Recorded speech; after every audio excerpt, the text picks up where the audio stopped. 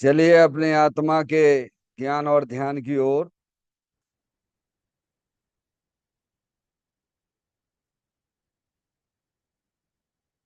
अपने चंचल मन को एवं चंचल उपयोग को स्थिर करने के लिए जिनवाणी माता के माध्यम से अपनी वर्तमान ज्ञान की पर्याय में सम्यक भी ज्ञान उत्पन्न करते हुए शरीर शरीर से संबंधित जितने भी चेतन अचेतन पदार्थ हैं उनका मुझ भगवान आत्मा के साथ में किसी भी प्रकार का कोई संबंध नहीं है। इस प्रकार समस्त पर पदार्थों में अपने संबंध की वृत्ति को छोड़ते हुए अंदर में जो अखंड ज्ञान ज्योति स्वरूप भगवान आत्मा है उसमें ही वर्तमान पर्याय का संबंध जोड़ते हुए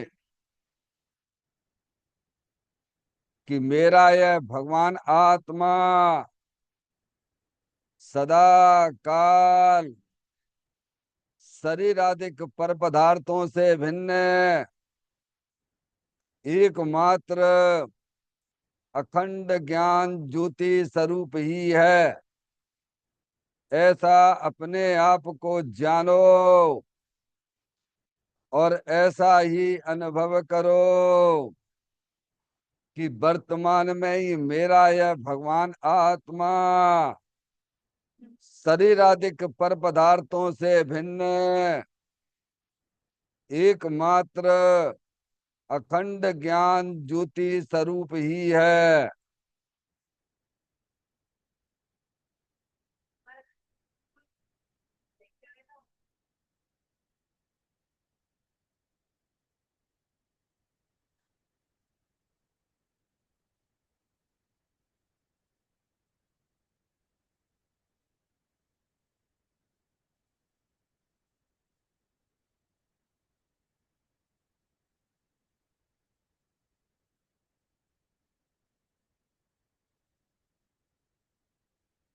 इसी प्रकार से संसार अवस्था में आत्मा की पर्याय में जो विविध प्रकार की पुण्य पाप के परिणाम दिखाई देते हैं वे समस्त परिणाम पर द्रव्यों की लक्ष्य से होने वाले भाव हैं। वे हमारे आत्मा का स्वभाव नहीं है।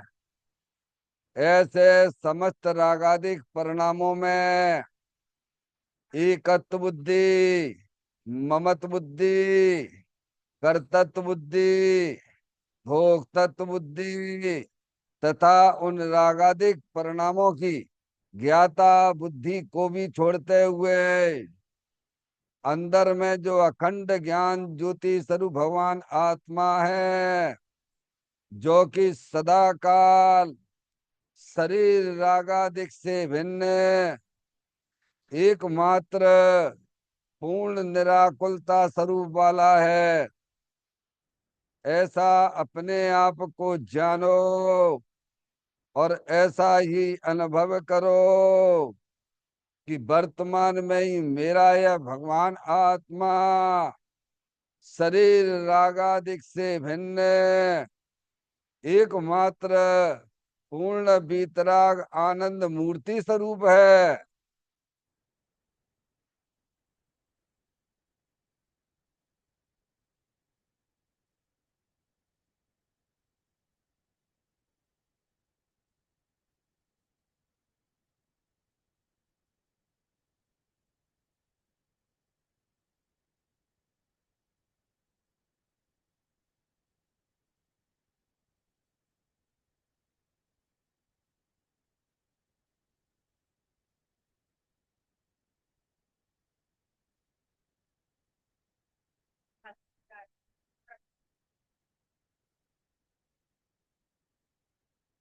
इसी प्रकार से संसार अवस्था में आत्मा की पर्याय में जो पर के लक्ष्य से होने वाला ज्ञान है, वह परलक्षी ज्ञान भी हमारे आत्मा का स्वभाव नहीं है। वह तो इंद्रिय जनित ज्ञान है। इस प्रकार शरीर, रागादिक और परलक्षी ज्ञान के पर्यायों से भी भिन्न है। मैं तो एकमात्र अखंड ज्ञान ज्योति स्वरूप भगवान आत्मा हूँ। ऐसा अपने आप को जानो और ऐसा ही अनुभव करो कि वर्तमान में ही मेरा यह भगवान आत्मा शरीर, रागादिक और खंड खंड ज्ञान के पर्यायों से भी भिन्न एकमात्र अखंड ज्ञान ज्योति स्वरूप ही है।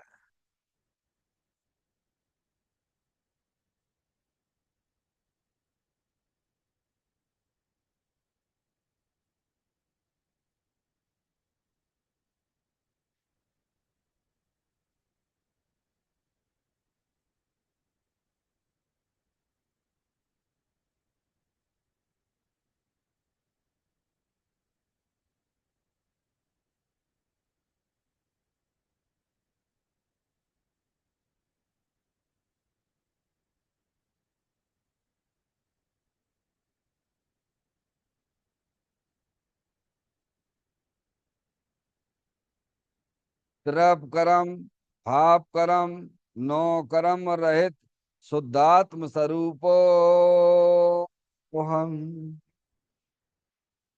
मेरा ये भगवान आत्मा सदा काल शरीर आदि के 9 कर्मों से भिन्न है। मेरा ये भगवान आत्मा सदा काल ज्ञानावरणादि 8 कर्मों से भी भिन्न है। मेरा ये भगवान आत्मा सदा काल मोह राग द्वेष भाव कर्मों से भी भिन्न है। इस प्रकार द्रव कर्म, भाव कर्म, नो कर्म, तीनों कर्मों से रहित मैं तो एकमात्र परम पवित्र शुद्धात्म स्वरूप हूँ। ऐसा अपने आप को जानो और ऐसा ही अनुभव करो कि वर्तमान में ही मेरा यह भगवान आत्मा तीनों प्रकार के कर्मों से रहित एकमात्र परम पवित्र शुद्धात्म स्वरूप है।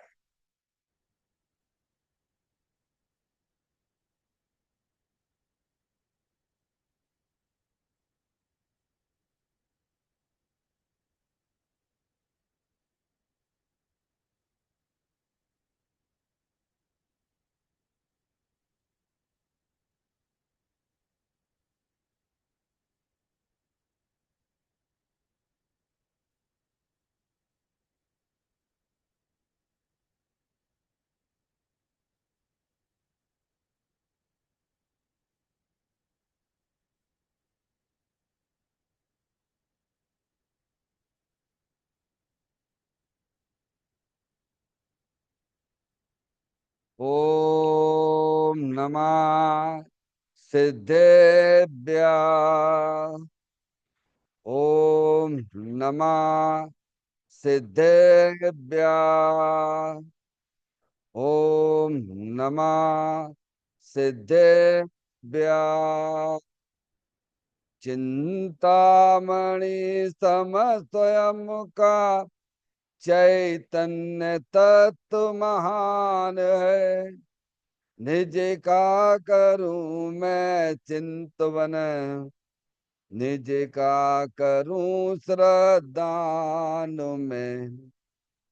शुद्धा तुम्हारी देव है जो गुण अनंत निधान है। मैं स्वानुभव में देख लूं आत्मा स्वयं भगवान है। मैं स्वानुभव में देख लूं आत्मा स्वयं भगवान है।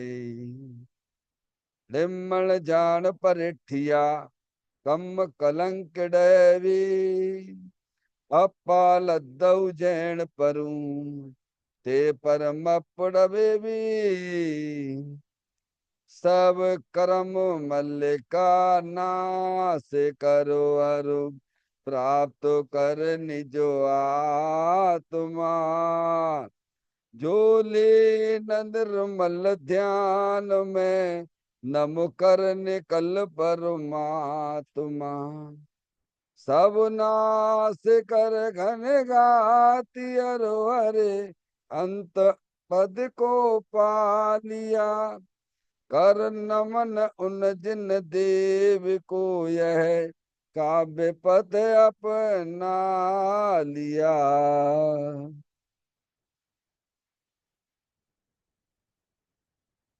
श्री योग सार जी नामक परम आध्यात्मिक ग्रंथ स्वाध्याय हेतु में विराजमान है। आज से 1400 वर्ष पहले इस महान पवित्र ग्रंथ की रचना दिगंबर संत योगेंद्र महाराज जी हुए हैं। उन्होंने इस महान पवित्र ग्रंथ की रचना की और उन्होंने इस ग्रंथ का नाम योग सार जी रखा। योग सार जी का सीधा सा अर्थ है मुक्ति के मार्ग में। योग का मतलब जोड़ होता है। किसका किसके साथ में जोड़ करना? तो अरिहंत परमात्मा कहते हैं कि अपनी वर्तमान शुद्ध ज्ञान की पर्याय का अंदर में जो अपना त्रिकालिक ध्रुव भगवान आत्मा जो कि सदाकाल तृप कर्म भाव कर्म नौ कर्म से रहित एकमात्र अखंड ज्ञान ज्योति स्वरूप है। ऐसे गायक प्रभु परमात्मा में अपनी वर्तमान शुद्ध ज्ञान की पर्याय का संबंध जोड़ने का नाम योग है, जिसे शास्त्रीय भाषा में सम्यक दर्शन सम्यक ज्ञान भी कहते हैं। और उस चैतन्य भगवान आत्मा में ही अपनी वर्तमान पर्याय को मग्न कराना, लीन करना, स्थिर करना, उसे सार कहते हैं, यानी सम्यक चारित्र कहते हैं। उसे ही अरिहंत परमात्मा मोक्ष मार्ग कहते हैं और उसी का नाम धर्म है। देखिएगा यहाँ पर 68वें नंबर की गाथा का हम और आप यहाँ स्वाध्याय कर रहे हैं, जिसका मूल विषय यह है कि संसार में कोई अपना नहीं है। क्या विषय है? इस गाथा का मूल विषय क्या है? 68 नंबर गाथा भैया, 68। संसार में कोई भी अपना नहीं है। समझ में आए?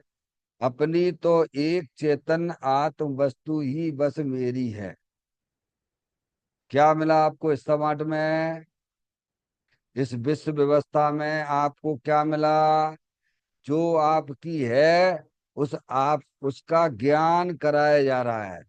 उसका श्रद्धान करिए कि इस दुनिया में इस संसार में मेरी बस एक चेतन आत्म वस्तु ही मेरी है।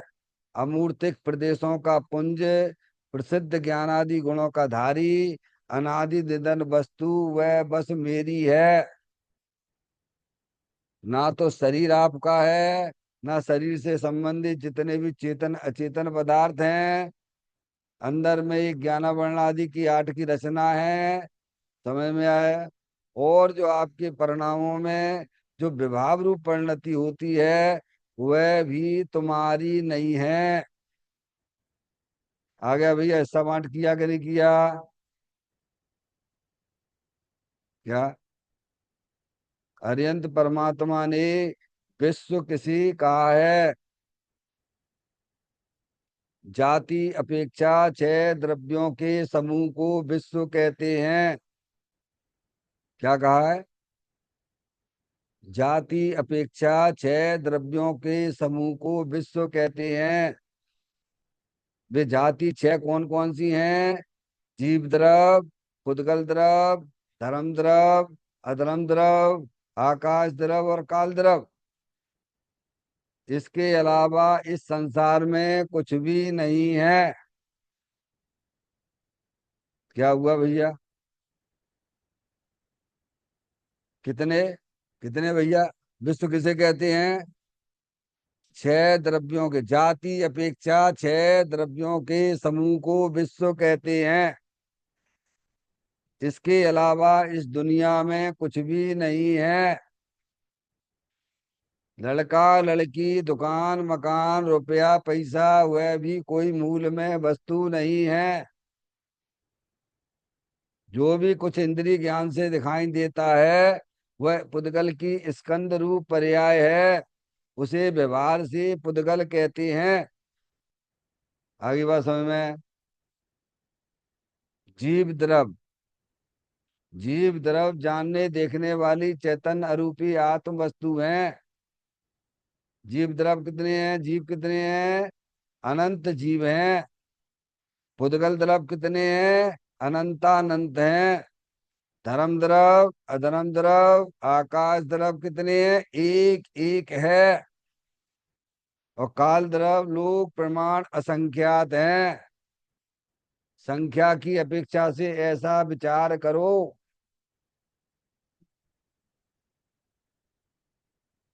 आगे बात समझ में? हम्म? तो ये जानने देखने वाली चेतन आत्म वस्तु है, वह जीव द्रव है। वह जीव द्रव अमूर्तिक है, अनंत शक्तियों से भरे रो है। भैया आपको हिस्सा बांट करना है ना? अरे दिगंबर संतों ने कितनी बढ़िया बात बता दी भाई। है, इसीलिए जीव दुखी हो रहा है। दुखी इसीलिए हो रहा है, उसे अपना पता ही नहीं है कि मेरी क्या चीज है। जब तुझे अपनी चीज का ही ज्ञान नहीं है तो दूसरे की चीज को अपनी माने बैठ गए। क्या किया? भूल क्या हो गई? आपको अपने घर का पता नहीं है तो फिर दूसरे के घर में घुस गए तो वहां क्या होगा बोलो? तुम्हारी पूजा होगी कि तुम्हारी पिटाई लगेगी? क्यों भैया? तो इस संसार में अज्ञानी जीवों की पिटाई लग रही है। चार गति 84 लाख योनियों में परिभ्रमण कर रहा है। तो भगवान कहते हैं अगर तुम्हें संसार में है, चार गति 84 लाख योनियों में परिभ्रमण नहीं करना है तो हम तुम्हें ईमानदारी से बता देते हैं कि तुम्हारी तो चेतन आत्म वस्तु ही बस मेरी है। उसे तुम अपना जानो, उसे तुम अपना मानो और अपनी चीज का ही आनंद लो तो तुम्हारा परिभ्रमण खत्म हो जाएगा। बाकी परिभ्रमण खत्म करने के लिए दूसरा कोई उपाय नहीं है। अब ये काम जितनी जल्दी आप कर लोगे उतनी जल्दी संसार के जन्म मरण से भी बच जाओगे और परिणामों में अतीन्द्रिय आनंद सुख शांति की पर्याय प्रकट हो जाएगी। समझ में आ गई भैया? इस गाथा का मूल विषय क्या है? कि संसार में कोई अपना नहीं है और हम तो यहाँ मंदिर में बैठे हैं, सबको अपना माने बैठे हैं। तो तुम सुखी हो रहे कि दुखी हो रहे हो? कैसे हम पंडित जी साहब हमका है, हम तो सब छोड़ छाड़ के आ गए। अरे छोड़ छाड़ के तो तुम यहाँ बैठे ही हो, हमें सब ये छूटे ही है। स्त्री तुमसे भिन्न है, पति तुमसे भिन्न है, लड़का लड़की तुम्हारे भिन्न है। दुकान मकान कौन लेके बैठा है तुम्हें? पर उन संबंधी मोह राग द्वेष लेके बैठी हो। क्या कह रहे भगवान? तो मोह राग द्वेष भी तो तुम्हारे नहीं है ना भगवान। तुम्हारी तो चेतन आत्म वस्तु ही तो तुम्हारी है ना। ऐसा सुत ज्ञान की पर्याय में भेद ज्ञान की ज्योति जलाओ। उसे भगवान धर्म कहते हैं। समझ में आ गई बात? दिगंबर संत हमें इतनी पुकार करुणा करके पुकार पुकार कर कह रहे हैं। ये गाथा का मूल विषय क्या है? कि मेरी तो चेतन आत्म वस्तु ही बस मेरी है। फिर ये दुकान मकान रुपया पैसा स्त्री आदि जब तेरा शरीर ही तेरा नहीं है तो स्त्री पुत्र दुकान मकान रुपया पैसा तेरे कैसे होंगे भगवान? भगवान कहते जब तेरा राग भी तेरा नहीं है, क्या भगवान, जो तेरी पर्याय में अनादि काल से विकार रूप से उत्पन्न हो रहा है, पर द्रव्य को अपने जानने रूप, पर द्रव्य को अपना मानने रूप, पर द्रव्य का लक्ष्य करके जो रागाधिक पुण्य पाप के परिणाम होते हैं, जब वे भी तेरे नहीं है तो स्त्री पुत्र दुकान मकान तुम्हारे कैसे हो सकते हैं? तो बता भगवान। हैं? भैया समझ में आ गई? ऐसा ज्ञान में धारणा करो, ज्ञान में निर्णय करो कि मेरी तो एक चेतन आत्म वस्तु ही मेरी है। आचार्य कुंद कुंद देव ने 38वें नंबर गाथा समय सार में भी यही लिखा है। मैं एक शुद्ध सदा रूपी ज्ञान द्रगु यथार्थ से, कुछ अन्न वो मेरा नहीं परमाणु मात्र नहीं। अरे क्या समझ आए? ये गाथा का मूल विषय है ये, कि अपनी तो अचेतन आत्म वस्तु है। जब आप इस प्रकार का ज्ञान में स्वीकार करोगे, अपने श्रद्धा में स्वीकार करोगे, तो आपकी पर्याय में निराकुलता की उत्पत्ति हो जाएगी। क्या हो जाएगी? सारे संकट तुम्हारे दूर हो जाएंगे। समझ में आया? यही वास्तव में अरिहंत परमात्मा की भक्ति है, यही उनकी पूजा है। अब ये लेके तो बैठे हो कि पंडित जी साहब हमें सुखी कर दो। क्या सुखी कर दो?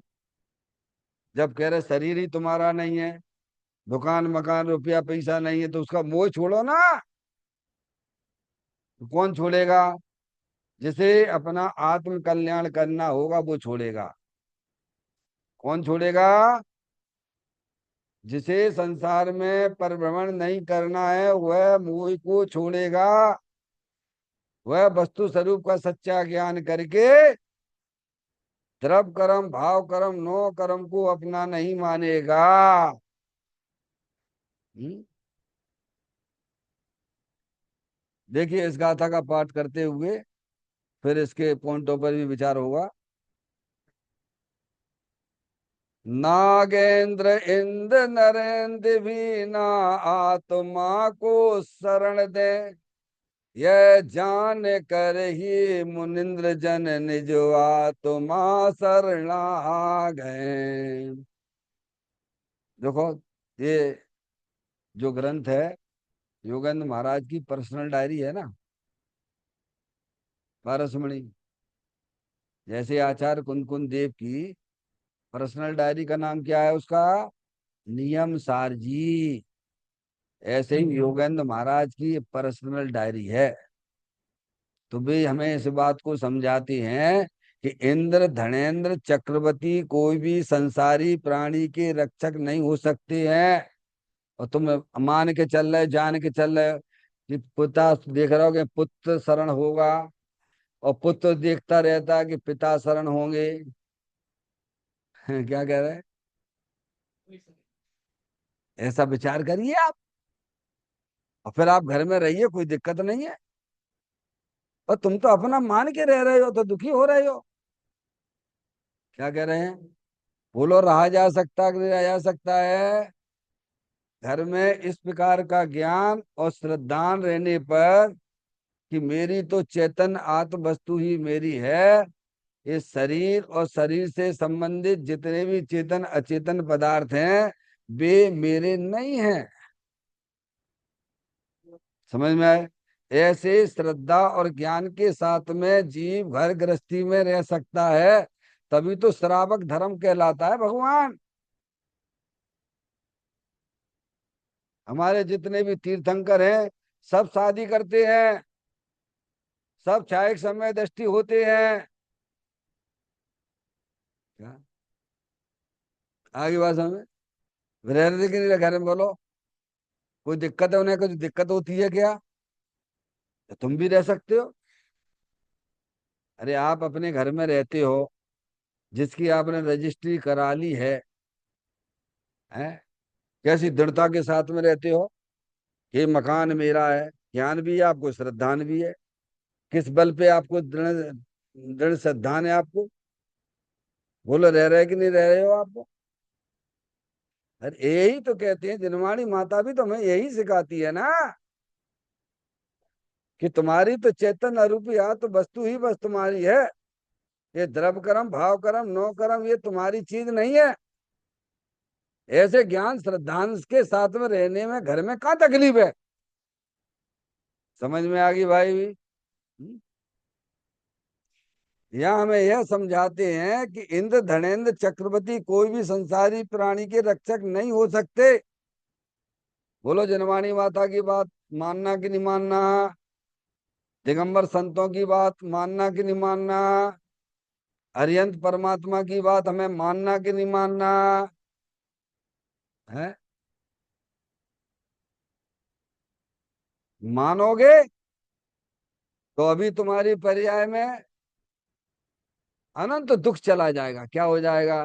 बिलबिलाती रहती है पर्याय में, लड़का मेरा है, लड़की मेरी है, स्त्री मेरी है, शरीर मेरी है, मेरा है क्या भगवान? अनंत दुखी बने हुए हो।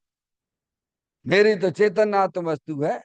अब शरीर में कैसा भी रोग हो भैया, अरे पड़ोसी पड़ोसी है, ये घर मेरा है, पड़ोसी घर में कुछ भी करता रहे तो तुम्हें कोई तकलीफ है क्या? वो अपने खाने बनाए खाए, अपनों अपनों का लेने देने भैया, मेरे घर में थोड़ा कुछ कर रहा है। ऐसे ही ज्ञानियों ने अपने ज्ञान में ये बात निश्चित कर ली है कि मेरी तो चेतन आत्म वस्तु ही मेरी है, मुझे दुनिया में कोई शरण है ही नहीं है, और मुझे शरण की जरूरत भी नहीं है। ऐसा उसके ज्ञान में, ऐसा उसके श्रद्धान में बैठा हुआ है ज्ञानी के। और हमारे ज्ञान श्रद्धान में क्या बैठा हुआ है? हमारे यानी अज्ञानी, हमारे मतलब अज्ञानी जीवों की पर्याय में क्या ज्ञान श्रद्धान चल रहा है? बोलो। पिता देखता है कि पुत्र जो है हमें शरण होगा, बुढ़ापे का सहारा बनेगा। और पुत्र क्या देखता है? पिता शरण है भाई साहब, नहीं तो सब अशरण है भगवान, तुम्हारी चेतन आत्म वस्तु ही शरण है।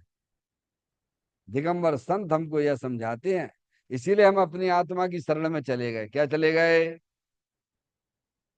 देखा ना उन्होंने, इंद्र धनेन्द्र चक्रवर्ती कोई भी संसारी प्राणियों के रक्षक नहीं हो सकते हैं। उत्तम मुनि अपने को अशरण, यानी संसार में हमारे लिए कोई शरण नहीं है। समझ में आया भैया?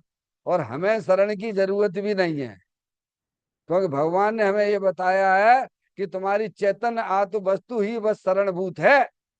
शुद्धातम और पंचगुरु जगमई शरणो दोय, मोय उदय जी के बिथा आन कल्पना होय।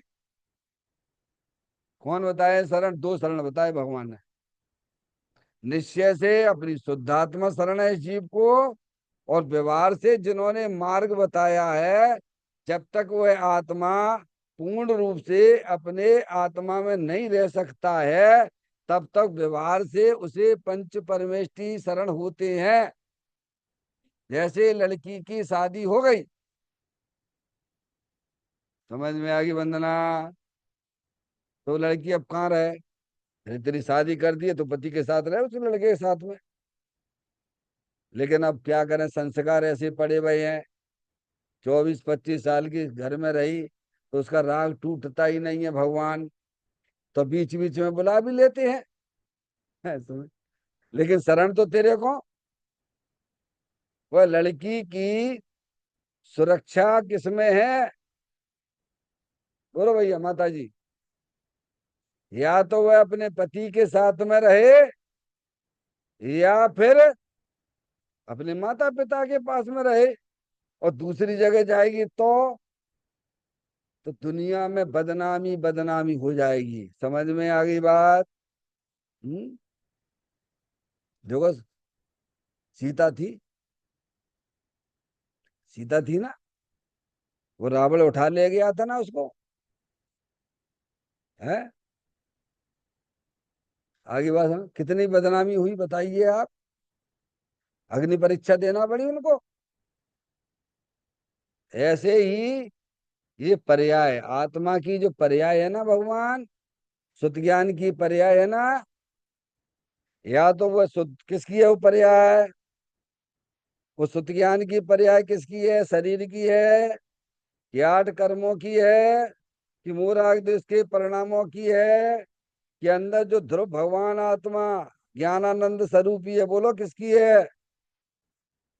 तो वो शुद्ध ज्ञान की पर्याय या तो अपने शुद्धात्मा के साथ में रहे सबसे पहले। भैया यहाँ भी शादी ब्याह होते हैं, हाँ धर्म में हो गए, उसके लगन कर दी भगवान ने, ज्ञानियों ने बता दिया, देखो तेरा पति तो ये है, अंदर भगवान आत्मा है ना, वो तेरा पति है। किसको समझाया, शुद्ध ज्ञान की पर्याय को समझाया, तेरा पति तो ये है शुद्धात्म और पंच शुद्धात्मा। समझ में आया, कौन समझा रहे, देव साहब गुरु समझा रहे हैं, तुझे तो यहाँ रहिए।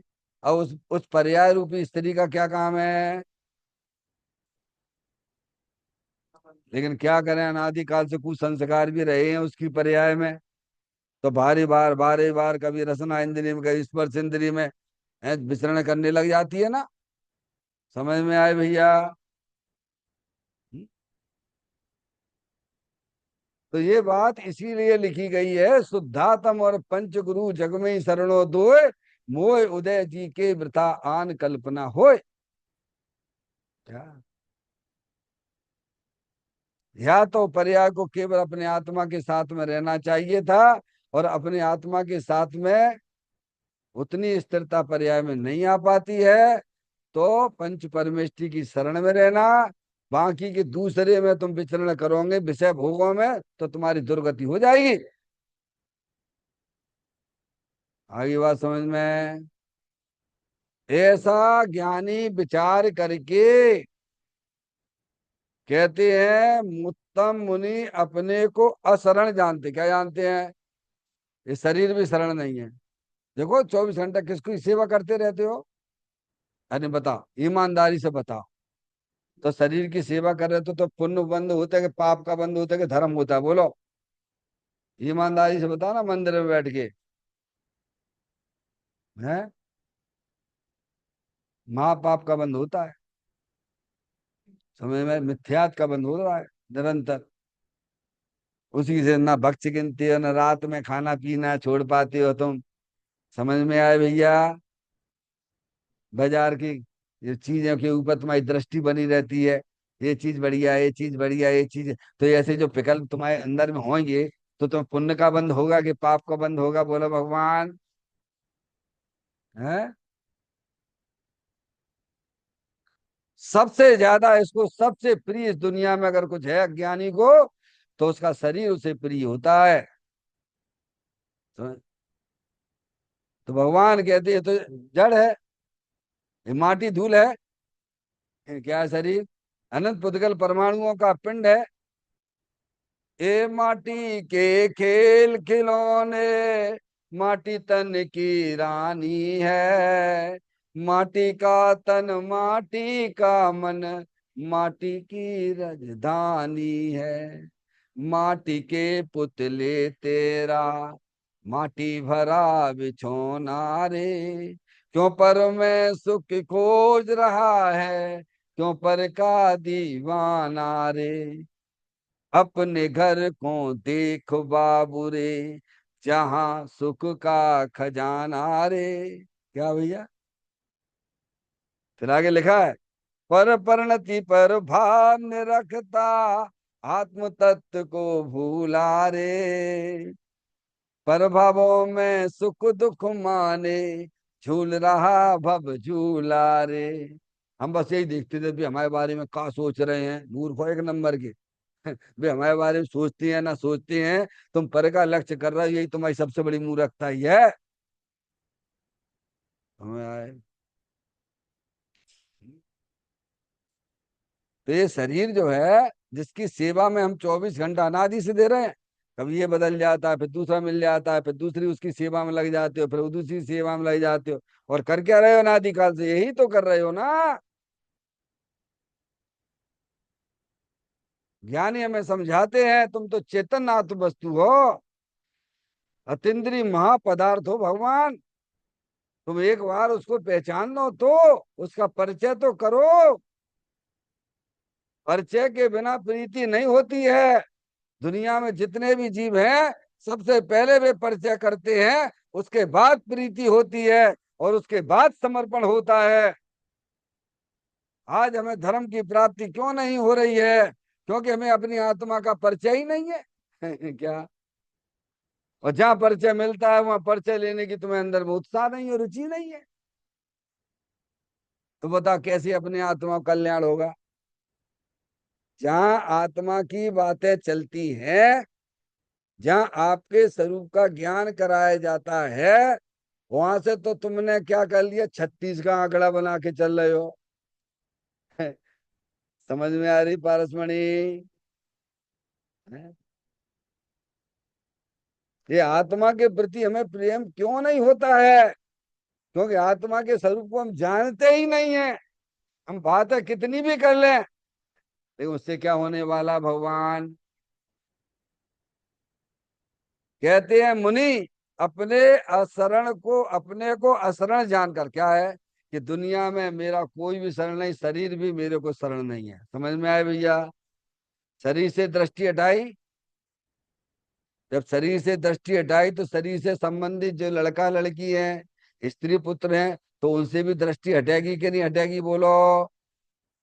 तो दृष्टि गई कहाँ फिर? कहीं तो गई है। अरे आप घर से निकले हो तो कहीं ना कहीं तो हो गए, ऐसा तो नहीं है। या तो मंदिर में हो गए या सड़क पे हो गए। क्या? उपयोग जो है, जब शरीर से हट गया है, परद्रव पर भावों से हट गया है, तो उपयोग गया कहाँ? तो क्या चेतन भगवान आत्मा के पास चला गया? कहाँ चला गया? तुम्हें ये अंदर में चेतन आत्म वस्तु ही शरण है। ऐसा ज्ञानी विचार कर देखो। अपने को अशरण जानकर अपने आत्मा द्वारा आत्मा का अनुभव करते हैं। क्या करे? इसकी व्याख्या हुई थी, फिर समझ लो दोबारा से। भूल जाते नहीं अपन? क्या भूलने की आदत पड़ जाती नहीं हमको? पारसमणि, आत्मा द्वारा आत्मा का अनुभव करते, किसके द्वारा? यानी शुद्ध ज्ञान की पर्याय के द्वारा अपने आप को चेतन भगवान आत्मा रूप अनुभव करते हैं। तो कहाँ गई शुद्ध ज्ञान की पर्याय? अब क्या देख रही है अपने आप को? बोला माता जी। शुद्ध ज्ञान की पर्याय ने कहाँ कहाँ से संबंध पहले मान रखा था अज्ञान अवस्था में, अब कहाँ कहाँ से उसने संबंध तोड़ दिया? कहाँ पर आ गई? बोलो। है? अपने शुद्ध, इसको कहते हैं आत्मा का अनुभव। क्या कहते हैं? जब शुद्ध ज्ञान की पर्याय परद्रव प्रभाव और पर्याय से भी विमुख होती हुई अंदर अखंड ज्ञान ज्योति स्वरूप रूप से अनुभव करती है, इसका नाम है अनुभव। एक देखिए जानिए रम रहिए एक ठौर, समल विमल न विचारिए, यही सिद्ध नहीं और। अब देखिएगा इसकी चर्चा पर है। म- मन इसीलिए नहीं लगता कि संस्कार जरा उल्टे उल्टे पड़े हैं ना। हमें अपने आत्मा की महिमा नहीं है ना, हमें अपने आत्मा की रुचि नहीं है ना। क्या? और जहाँ ये बातें चलती हैं आत्मा की, वहां हम जुड़ के रहना भी नहीं चाहते हैं। क्योंकि हमें तो वही अच्छा लगता है। कहाँ? अरे कहाँ अच्छा लगेगा? क्रिकेट का प्रेमी हो तो बोलो भाई कहाँ अच्छा लगेगा? पारसमणि, कल फाइनल मैच था ना इंडिया का, और क्रिकेट का प्रेमी का मन कहाँ लगेगा? हैं? तो बताओ, सब खाना पीना सब छोड़ देगा। माँ बुलाती रहे, बेटे इधर आओ इधर आओ अभी नहीं, अभी लास्ट ओवर और देखने दो मेरे को। क्या है? तो मन तो माने माँ माँ से जोड़ रखो क्रिकेट में। समझ में आए भैया? हम्म? देखो भैया, ये चीज अपने ज्ञान से रह गई थी। अपन आपने अनंत बार मुनि व्रतधार अनंत बार ग्रेबक उपजायो, पे निज आत्म ज्ञान बिना सुख लेस न पाया। ऐसा नहीं कि अपन ने भगवान की दिव्य ध्वनि ना सुनी हो। समूह शरण भी फैल करके आ गए हम और तुम। तो क्या, और ऐसी इसकी मान्यता है, जब भाई साहब मैं समूह शरण फैल करके आ गए तो पंडित जी साहब आप कौन सी खेत की मूली हो? देखो तो इसका अहंकार क्या कह रहा है। ऐसे आत्मा का कल्याण होगा क्या? अरे ये कोई हमारी है क्या? ये माँ जनवाणी माता पुकार पुकार कर हमको बताती है ना भाई। ये वाणी कुन की है ये माँ जनवाणी माता की ही तो है ना। हम्म? अब ऐसे पक्ष बना के चल रहे हैं, बताओ अब कैसे होगा कल्याण, बताओ आप।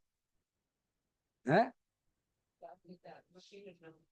सोचिए, विचार करिए भैया, है ने। मन क्यों नहीं लगता है? क्योंकि पहले हम उस चीज में अपने आप को जोड़ें जहाँ वास्तव में द्रव गुण पर्याय की बात चलती है। आपने आत्मा का अनुभव कैसे होता है, कौन बताएगा? जिसने आत्मा का अनुभव किया है वो ही बता सकता है। समझ में आ गई बात भैया? हम्म? आप गलती करो, कुछ गलती करो तो क्या कहते हो, वो बार बार टोके, ऐसा नहीं ऐसा नहीं बेटे। जैसे प्रैक्टिस नहीं करवाते, पिता स्पेशलिस्ट हो और बेटा उसके साथ में रह के रिहर्सल करता है, क्या करता है? तो पिता क्या कहता है, बेटे ये ऐसा नहीं ऐसा नहीं। समझ में आएगी बंदना? क्या कहेगा, ये तुम गलत कर रहे हो। पहले उसके ऊपर विश्वास हो कि पिता हमारा स्पेशलिस्ट है। अब पिता पे विश्वास नहीं है तो तुम्हारा कल्याण कैसे होगा भगवान?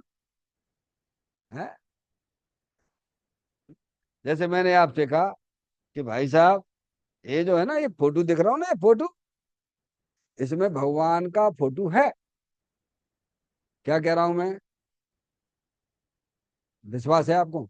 मैं कह रहा हूं ना आपसे, नहीं तो देख लो आप जाके। तो आपको सर्वप्रथम क्या करना पड़ेगा? ज्ञान भी करना पड़ेगा और उसकी बात का विश्वास भी करना पड़ेगा। और फिर वो बताएगा कि कैसे देखोगे तो तुम्हें इस फोटो में भगवान दिखेंगे।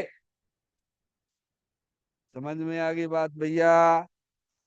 और जिसने देखा होगा वही बता सकता है, और जिसने देखा ही नहीं है वो क्या कहेगा, ए कुछ नहीं यहाँ फोटो वोटो। हाँ? समझ में आए? ऐसे लोगों की संगति करो भाई। देखिए पूरा पढ़ते हैं, फिर इस पे 5 मिनट है अपने पास में, फिर उस पर विचार थोड़ा सा करेंगे।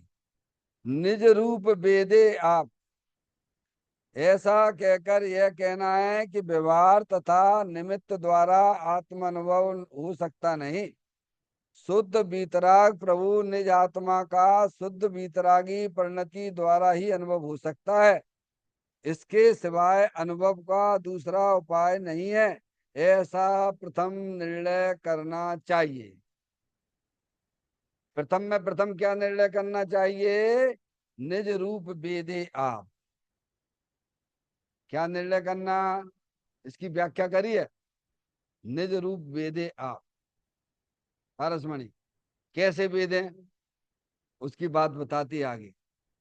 अपना काम क्या है? अपने आत्मा का आनंद लूटना। अपना काम क्या है? निज रूप वेदे आप बनावे आप ही खावे, खावत नहीं अगावे। ये ऐसी व्यवस्था है धर्म की, स्वयं बनाओ और स्वयं खाओ। क्या गुरुदेव श्री सब सिखा के गए हैं अपन को। स्वयं ही बनाइए, स्वयं ही बुद्धिपूर्वक यहाँ आइए, तत्व की बातें सुनिए, निर्णय करिए और स्वयं ही अपनी पर्याय को अंतर्मुख करके विदो। क्या कह रहे भगवान? जब भगवान का छूना करेंगे, जनवाणी माता क्या करेगी? अरे हमने आपको बता दिया भाई साहब, आपको गोमटगिरी जाने हैं, तो एक काम करो भाई साहब, ये मेन रोड पर जाइए आप, और सीधे चले जाए, एक चौराहा मिलेगा और बिल्कुल सीधे चले जाना, फिर एयरपोर्ट तरफ जाओगे और फिर जो है थोड़ा सा टर्न करके वो सीधी जो रोड जा रही है ना, सीधी गोमट गिरी जाएगी। कहाँ जाएगी? पंडित जी साहब आप ही चलो ना। वाह अरे वाह मूर्ख, मैं चलूंगा तो मैं अपना काम कब करूंगा? अरे हमने तुम्हें बता दिया, तुम्हें इतना इतना ही हमारा उपकार मान लो भाई साहब, धन्यवाद आपको। क्या कह रहे हैं? देवसास गुरु का इतना ही हमारे ऊपर उपकार है कि 4 गति 84 लाख योनियों में अनादिकाल से भटक रहे थे। समझ में आया भैया? वे कहते हैं कि देखो भैया, अपनी पर्याय को अपने चेतन भगवान आत्मा के साथ संबंध जोड़ दो। प्रभु आप ही जोड़ दो ना। फिर मूर्ख जैसी बातें करी। हमने तो जोड़ लो तो हम तो आनंद में रह रहे हैं, और तुम नहीं जोड़ रहे हो। समझ में आया बे? तो तुम ऐसे ही रहोगे दूर दूर। 36 का आंकड़ा आत्मा से बना के चल रहे हो। जितने भी सिद्ध परमात्मा पर्याय में हुए हैं, सबने अपनी शुद्ध ज्ञान की पर्याय का संबंध अपने द्रव्य के साथ में जोड़ा है। समझ में आए भैया? ये स्वयं ही करना पड़ेगा, किसी आशा में ना बैठना। भगवान आप ही करा दीजिए। देखो इसमें ये व्याख्या इसकी निकल रही है। आप देखो इसको आगे पढ़िए आप। इस तुम्हारी सारी दीनता पामरता निकल जाएगी। ये जितनी हमारी पर्याय में दीनता चलती रहती ना, कोई बाहर में स्त्री पुत्र आदि हमारा बढ़िया कैसे हम कर देंगे, कुछ नहीं तो भगवान ही हमारा कल्याण कर देंगे, कुछ नहीं तो जिनवाणी हमारा कल्याण कर देगी। समझ में आया? सारी पामरता को यहाँ विदा किया जाता है। तो और क्या? और क्या है? फोटो में स्वयं ही देखना पड़ेगा तेरे को। हम तो बता रहे हैं भैया, देख लो भैया। इस फोटो में भगवान की फिर तो बहुत बढ़िया फोटो बना हुआ है। ये पंडित जी साहब आप दिखा दो ना। तो हम दिखा रहे हैं ना, तो हमारी बात पे विश्वास रखो। शुभ अशुभ भाव से बचने हेतु ज्ञानी को शुभ आता, पर वह उसका करता न होता, रहता उसका ज्ञाता। आओ तुम्हें ध्रुव धाम दिखा दूं, दिखला दो ना, आत्म में रमना सिखला दूं, सिखला दो ना। पारसमणि, आजकल तो नेक व्यक्ति को थोड़ा कोई लौकिक ज्ञान हो जाए ना, तो मैं चौड़ा गली शकड़ी सी दिखती है उसकी, क्या लगती है? ज्ञानी निर्वांचक होकर, किसी से कोई आशा न रखते हुए निरपेक्ष होकर वस्तु का स्वरूप बताते हैं भाई। समझ आए? तो निज रूप से वेदे आप देखना उसकी व्याख्या क्या निकाली। ऐसा कहकर यह कहना है कि व्यवहार, देखिए अब व्यवहार तथा निमित्त द्वारा आत्मा का अनुभव नहीं हो सकता है। व्यवहार यानी शुभ राग। व्यवहार का मतलब क्या लेना? शुभ राग।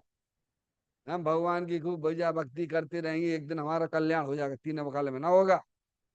समझ में आ गई बात? यहाँ सुख की बात नहीं कर रहे हैं, शुभ भाव की। जो इसमें आ चुके हैं उनके लिए समझाते हैं ज्ञानी हमको। समझ में आया भैया?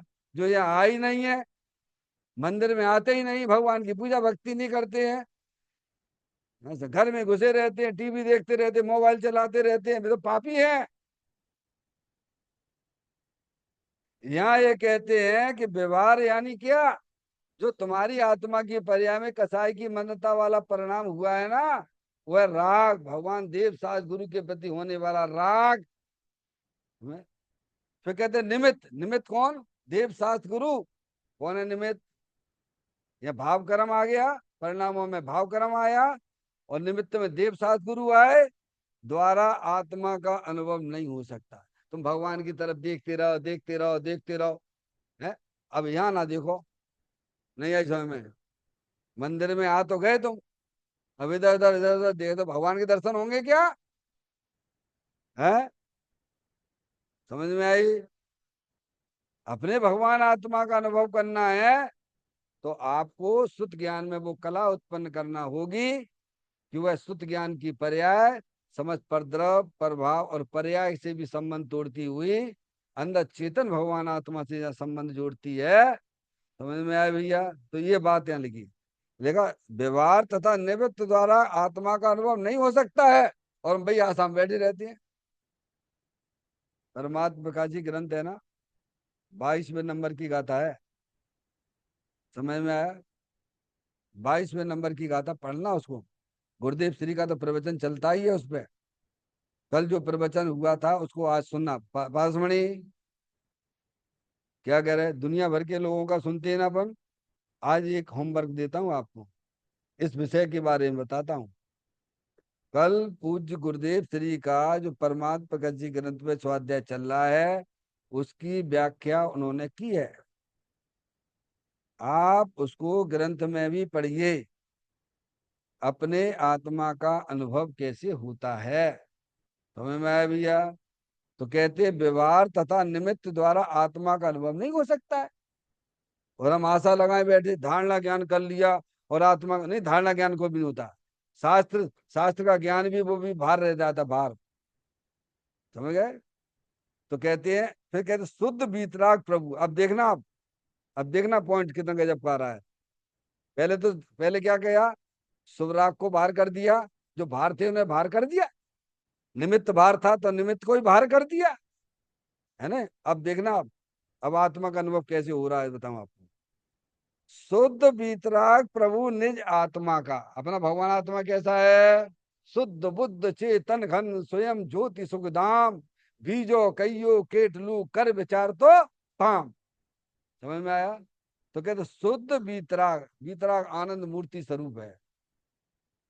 निज आत्मा का शुद्ध परिणति द्वारा ही अनुभव हो सकता है। किसके द्वारा? तुम्हारे पास पर्याय है कि नहीं है? कौन सी पर्याय है? मत ज्ञान शुद्ध ज्ञान की बराबर। और थोड़ा से अगर विचार करें तो मोराग्देश की पर्याय भी मान लीजिए आप, ठीक है कि नहीं? पर वो आत्मा का स्वभाव नहीं है। पर तुम्हारी वास्तविक पर्याय तो शुद्ध ज्ञान की है। तो उसमें भेद ज्ञान की ज्योति जलाओ। क्या? जिस भांति प्रज्ञा चैनी से पर से विभक्त किया उसे, उस भांति प्रज्ञा चैनी से अरे ग्रहण करो इसे। कैसे कहना? प्रज्ञा चैनी है तुम्हारे पास में? है क्या? उसको डालो वहां पे। सबको भिन्न जानो पहले, भिन्न मानो, और फिर उसमें क्या आएगा? फिर तुम्हारे परिणामों में क्या आ जाएगी? एक, जब तुमने परद्रव पर भावों से अपना संबंध तोड़ दिया तो पर्याय में तुम्हारे क्या है? एक वीतराग रूप परिणति का जन्म होगा। एक चेतन भगवान आत्मा ही बस मेरी है। तो ऐसा संकल्प तो करो। अब तुम कहो नहीं हम स्त्री पुत्र आदि को अपना तो मानते रहेंगे, दुकान मकान को अपना तो मानते रहेंगे, भगवान आत्मा का अनुभव करेंगे, भगवान हमारा कल्याण कर देंगे। जब तुम्हारी ऐसी मान्यता होगी तो तुम्हें भगवान आत्मा का अनुभव होगा क्या? अरे उसको तो छोड़ने की बात की गई है। क्या? तो कहते हैं शुद्ध वीतराग परिणति द्वारा। आप भगवान के यहाँ दर्शन करने आते हो, 3 बार निश्चय निश्चय बोलते हो कि नहीं बोलते हो ईमानदारी से? निश्चय निश्चय का मतलब क्या होता है? सब सांसारिक विकल्पों को जूते चप्पल की तरह बाहर छोड़ के आ जाना चाहिए, और फिर भगवान के दर्शन करिए आप। तो होंगे कि नहीं होंगे? ऐसे ही अपने परिणामों में परद्रव प्रभाव से अपना संबंध तोड़ते हुए अंदर चेतन भगवान आत्मा ही मेरी है। जब ऐसा ज्ञान का परिणमन होता है तब उस परिणमन में चेतन भगवान आत्मा का दर्शन होता है। शुद्ध परिणति, शुद्ध वीतराग परिणति द्वारा क्या है? आगे बात समझ में? अनुभव हो सकता है, हो सकता है। तुम कहो कि मूल राग देश के परिणामों से अपना संबंध जोड़ के चलोगे तो तुम्हें अपनी आत्मा का अनुभव नहीं होगा। इसके सिवाय, अब देखना, इसके सिवाय अनुभव का दूसरा उपाय नहीं है। कौन सा? अपने चेतन भगवान आत्मा का आनंद लूटने के लिए इसके अलावा कोई दूसरा उपाय नहीं है। अभी यहाँ बैठे बैठे अपनी आत्मा का आनंद ले सकते हो। सिद्ध भगवान जैसा आनंद ले सकते हो। तुम्हारी द्रव्य शक्ति तो ऐसी है ही, पर पर्याय में भी ऐसी शक्ति पड़ी हुई है कि यहाँ बैठे बैठे सिद्ध परमात्मा जैसा आनंद मिले। जब ही जिये आत्म जाने, तब ही जिये शिव सुख ठाने। क्या आगे बात समझ में भैया? इसके सिवाय अनुभव द्वारा दूसरा उपाय नहीं है, ऐसा प्रथम में प्रथम निर्णय करना चाहिए। क्या निर्णय करना? कि भगवान के प्रति जो राग होता है वह अपने स्वयं काल में होता है, चला जाता है। हम ये समझें कि शुभ राग करते करते हमारा कल्याण हो जाएगा, ऐसी मानता छोड़िए। भगवान कल्याण कर देंगे, ऐसी मानता छोड़िए। समझ में आई भैया? है? सबसे संबंध तोड़ दीजिए। द्रव्य कर्म, नो कर्म, भाव कर्म से भी संबंध तोड़ते हुए अंदर चेतन भगवान आत्मा के साथ संबंध जोड़िए, तो अवश्य ही हमारी पर्याय में सम्यक दर्शन ज्ञान चारित्र वाली निर्मल पर्याय की उत्पत्ति होगी, और वही वास्तव में मोक्ष का कारण है। तन में काय स्मरण प्रति क्षण करो रे, भावी के अनंत दुख को पल में हरो रे। अक्षय अनंत निज सोख निदान पाओ, गाओ अरे नित इसी के गीत गाओ, गाओ अरे नित इसी के गीत गाओ। 9 बार नमोकार मंत्र का स्मरण।